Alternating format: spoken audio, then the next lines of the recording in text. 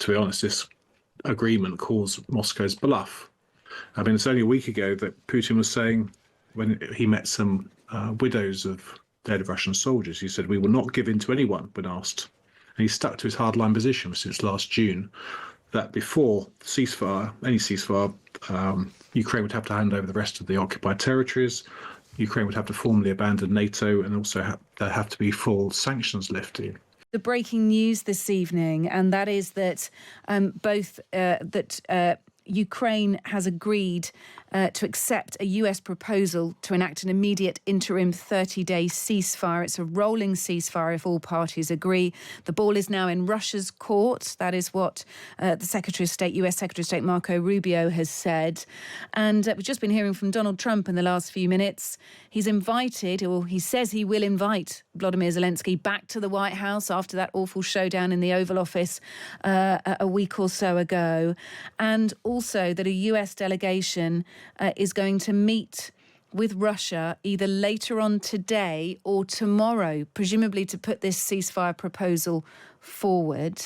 Let's speak now to John Foreman, former UK defence attache to Russia and Ukraine. John, good evening to you.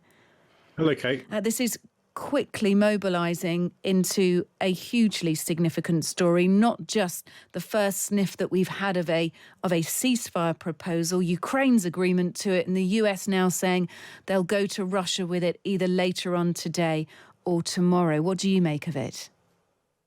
Well, so it was only 11 days ago since that disastrous meeting in the Oval Office, when everything seemed to be off the table. Now we're back on the table. I think it shows, I mean, firstly, the American administration are ruthless pragmatists, have been prepared to use lots of sticks to get the Ukrainians back to the table to parley. I think, I was looking ahead to the talks yesterday. Obviously, trust has been reset between the two sides. They had opportunities to set out the position. I think, as Jack said, the ceasefire proposal or agreement is a surprise. I mean, I think before we'd known that the Ukrainians wanted to have a air and sea ceasefire, but now it seems to be the full deal. But I would also say the key thing for the Ukrainians was getting the arms and intel block lifted, and that's going to start rolling. And then for that return, they've had to sign their minerals deal. So where we are is, I think it's a faint glimmer of hope after 3 years on the pathway towards perhaps peace, but all eyes are now on Moscow.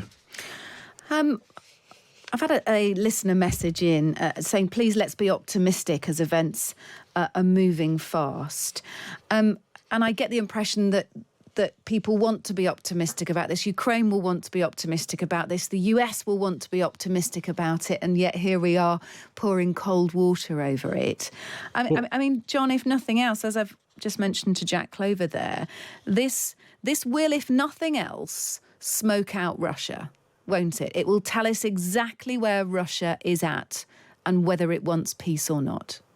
Yeah, definitely. I think over the last couple of weeks, the Russians have rather been enjoying the discord between the US and Ukraine, between the US and Europeans.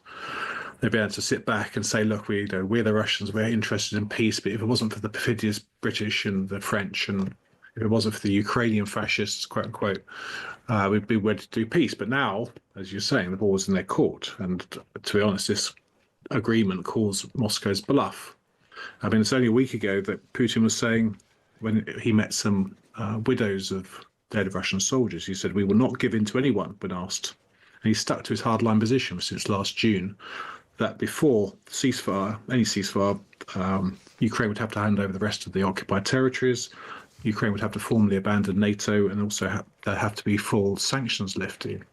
So those are pretty massive demands before agreeing a ceasefire. And again, we'll have to see whether Putin budges or whether he sticks, and then what the reaction would be from the Americans. But I think on the optimism, I've never been one of those who said it's, any idea that America is talking to Russia about peace is appeasement or surrender. And I think we should compliment both the Ukrainian side and the Americans if there's a deal, and actually the spirit in which it's being reached. Yeah, we certainly should. Let's just, in terms of how this might work and what we do and don't know. So a couple of the issues, as you've lent into there, John Foreman, already have been what happens to the occupied territories and security guarantees that from the off, actually, even at the start of the discussions today, the Ukrainian saying we do want those security guarantees. We haven't heard anything about those, but presumably an interim 30-day ceasefire agreement doesn't actually need a decision on occupied territories and doesn't need a decision on security guarantees, does it? No, it doesn't. I mean, all it needs, as I said, it's a full land, sea, air. It would be a full land, sea, air ceasefire. And I think the other thing would be, even if the Russians did agree to it, if it could be monitored and assessed. So again, Russia's bona fides for peace would be judged by the Americans, and whether that thing would hold. This is how it's happened in the past. Your fighting carries on right up until ceasefire, as it did on the 11th of November 1918, and then the guns fell silent. So I think we should not be talking about the eventual peace deal and what Ukraine and Russia may or may not give up, because I think we're very much at the crawling stage. It's too early days, isn't it, for that? Crawl, walk, and then run, perhaps in the future, but let's crawl first towards perhaps a ceasefire. And from a military perspective, in terms of military planning, we know that intelligence sharing will resume. I mean, effectively, there shouldn't, and again, I'm going to sound really naive here, but presumably this is the point when there shouldn't be any military concessions made. There doesn't necessarily need to be any military planning. Or tell me how the planning works around a ceasefire in terms of what happens from a military point of view, John. Yeah, so I think a ceasefire would be between with Russia and Ukraine. It wouldn't involve outside parties, and the actual protocol for that, whether they would draw back or whether they just cease fire in place and then see how it goes is probably more likely. I think one thing somebody pointed out online is Ukraine's got to be very careful here. Ukrainian troops are very, very tired. They've been under the cosh for almost a year.